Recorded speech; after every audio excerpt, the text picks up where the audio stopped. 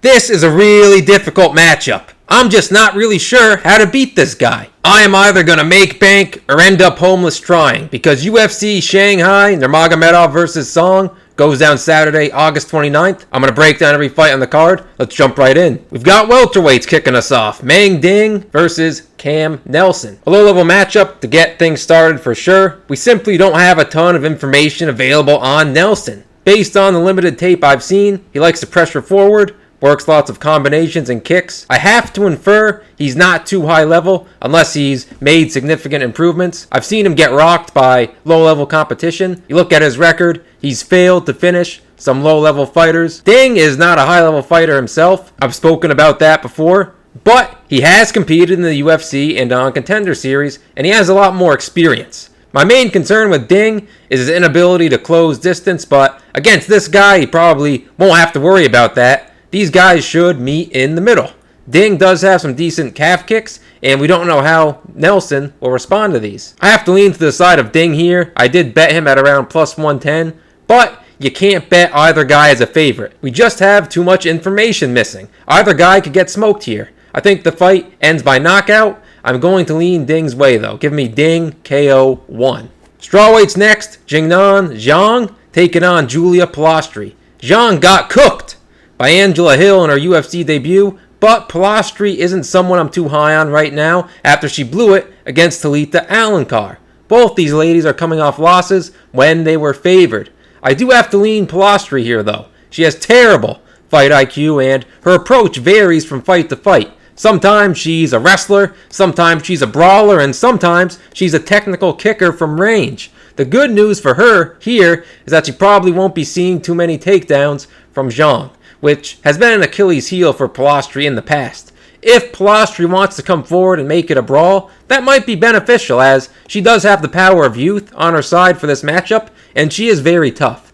If she's goofing off, she's going to give Xiong a better chance, but she should still get it done with her kicks, even if she's just messing around from range. I'm going to lean Polastri by decision, but you cannot touch this line. I think the fight most likely goes over, but I could see a late Polastri finish if she is being ultra aggressive. Bantamweights, Lawrence Louis taking on Hector Santiago. We do not know a ton about Santiago. He appears pretty small on tape.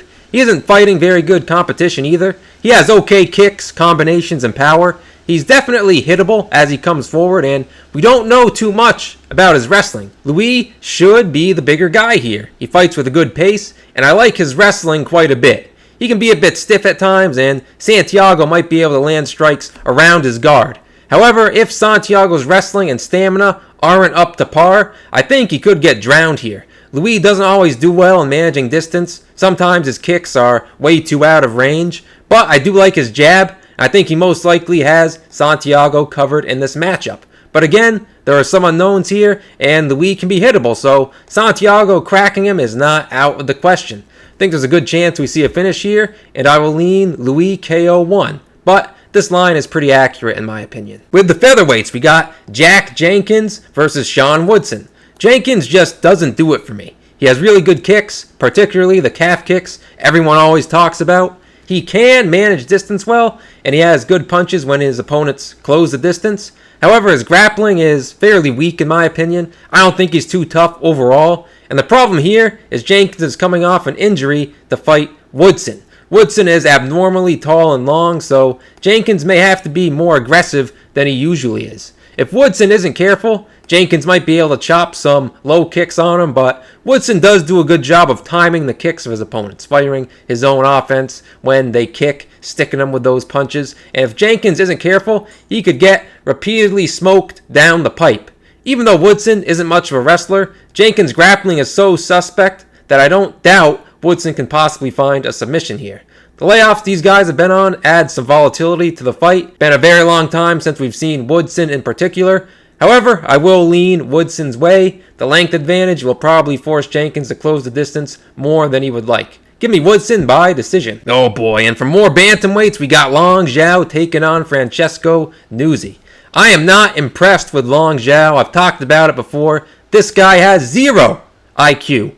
I actually bet on Cody Garbrandt to beat this guy because of how goofy he is, and sure enough, he beats himself due to illegal groin strikes. He lost 2 points. How many times do you see that? And they're all due to groin strikes. You have no idea what Long Xiao is going to do. His approach varies from fight to fight. I think the best thing here would be to just come forward like a marauder. Nuzzi is a southpaw with good kicks and distance management, but I think his durability is suspect and that he can be broken. If Long Xiao is really aggressive and doesn't mess around, I think he could break Nuzzi here. However, we cannot trust him to do that. I could see him getting thrown off by the stance of Nuzzi and have a harder time finding his shots. If Xiao is just being low output like early in the fights against Garbrandt and Su Young Yu, he could easily fall behind here. This is a short notice fight and Nuzzi is making his debut. But it would take a lot for me to ever lean with Long Xiao to win a fight. I think this guy is ultra frustrating to watch, so I will lean Nuzzi by decision. Some flyweights. Tsuruya taking on Kevin Borjas. Tsuruya is a massive favorite against the Kevin Borjas, who seems to find himself as a big dog pretty often. However, he did come through as a big dog his last time out against Andre Lima. Borjas has solid movement and 1s and 2s down the pipe. He can stick and move really well, and his takedown defense holds up for the most part. He actually has defended takedowns so well recently that we don't know a ton about what he's like on the ground, though he did get held down a little bit against Imanol Rodrigues. He's going up against Tsuruya. I'm not sure about the full extent of this kid's abilities. In the past, his striking has seemed really basic and a little shaky. We haven't seen him much other than when he got a quick finish over Luis Gurule earlier this year. He is very young, so who knows at what rate he's improving. But we do know he's a grappling prodigy, and if he gets Borjas down, or even if he can secure the back standing, he will be in business. He has a wide array of submissions in his arsenal, and I don't think it's too hard to force the quit out of Borjas. Maybe there is a world where Borjas can keep this fight on the feet or find a quick KO. He does have power in the hands, but the last time we saw Borjas in China, he looked absolutely awful, so I have to lean with Tsuruya here. I think this fight finishes in most cases. Give me Tsuruya, round 1 submission. And more flyweights. We got Andre Lima taking on Namsrai Batbayer. Lima's coming off his first ever pro loss to the guy we just spoke about, Kevin Borjas. And now he's taking on a dangerous opponent. Batbayer is an absolute wild man. Defense be damned, this guy just wants to take your head off, and he's been creating carnage on the road to UFC. He switches stances a lot, he's got wicked combinations, and he's got a good lead hand. He's also very talented in the grappling realm, and will try to get that going often. It's just that he is super hittable, which will be a problem here against Lima. Lima has some devastating weapons he can use when his opponents try to close distance. Lima also has some nasty calf kicks, and I could see him crippling Batbayer here with those.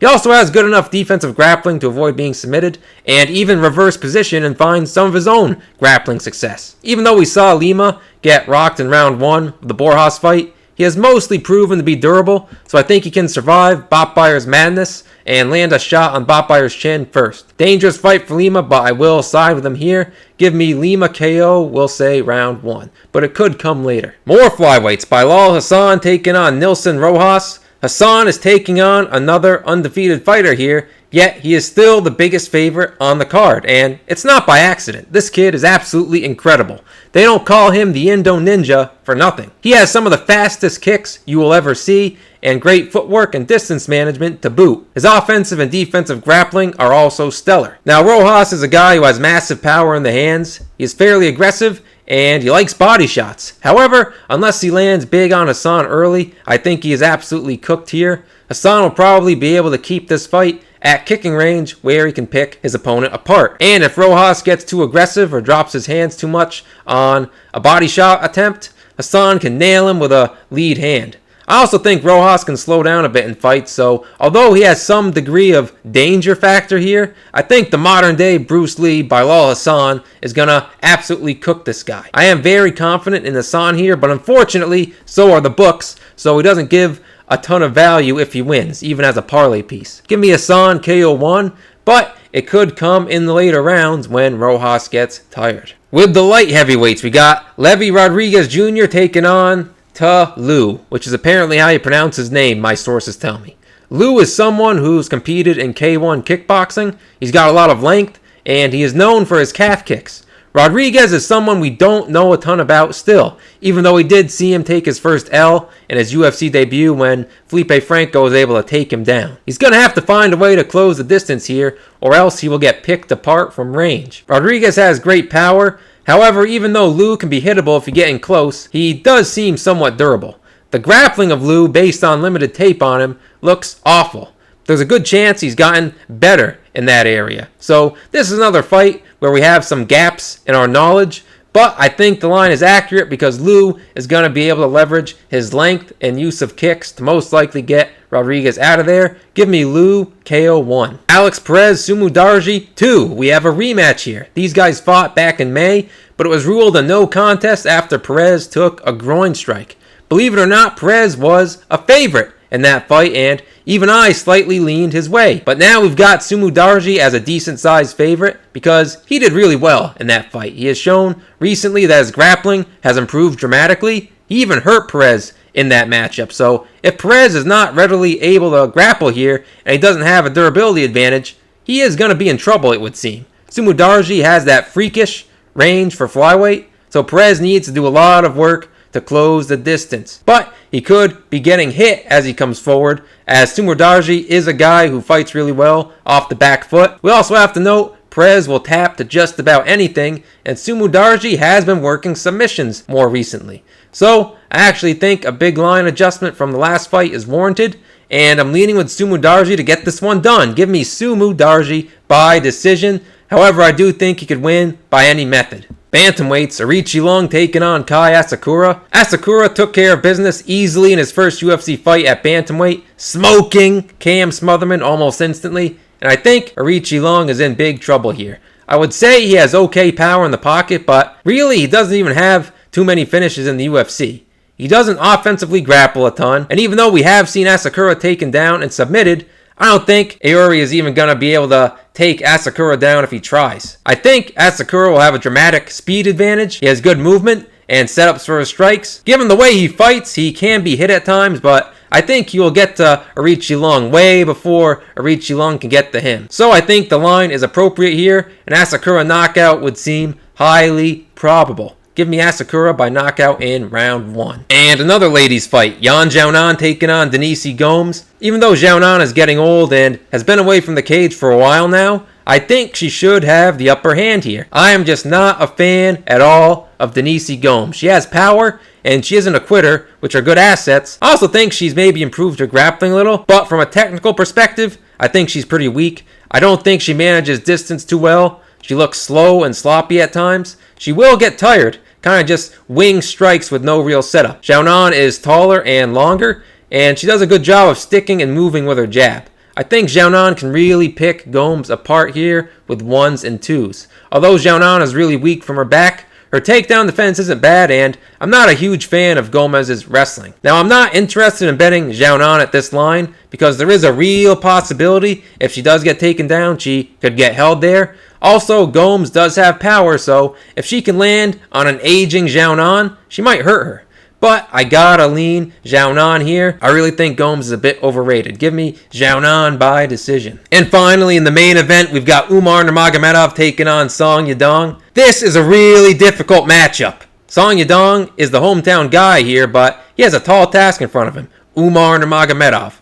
I'm just not really sure how to beat this guy. We saw Merab do it, but that's Merab. He pushed that legendary pace that only he can use and won a close fight. I really don't think you're going to be able to beat Nurmagomedov unless you have crazy scrambling ability like Merab. Song has power, and in the grand scheme of things, I would consider him well-rounded. The problem is, with fighting Nurmagomedov, he's a better kicker and distance striker than almost everybody, and he's a better grappler than almost everybody. It's going to be hard to beat him from range with how fast his kicks are, and he can follow with his hands as well. If you try to get aggressive on him, well, then you get taken down. Song can fight from range a little bit. He obviously has good combinations that he can generate a lot of power with. But I think the problem is he's not going to be able to outkick Nurmagomedov, and if he gets too close, he's going to see a takedown attempted, and then I think he will eventually get worked down. Nurmagomedov can chain things together really well, and Xiong is just not a Petr Yan or Merab when it comes to scrambles. Those guys are not normally going to hang out from full guard, but we do see that from Xiong quite a bit, and that just ain't gonna cut it, so I think there's a high probability Nurmagomedov gets this one done by decision. And we got through the whole card. If you enjoyed the video, please leave a like, subscribe to the channel, and leave a comment. It can be a nice comment, it could be a mean comment, and I will see you guys in the next one. Peace.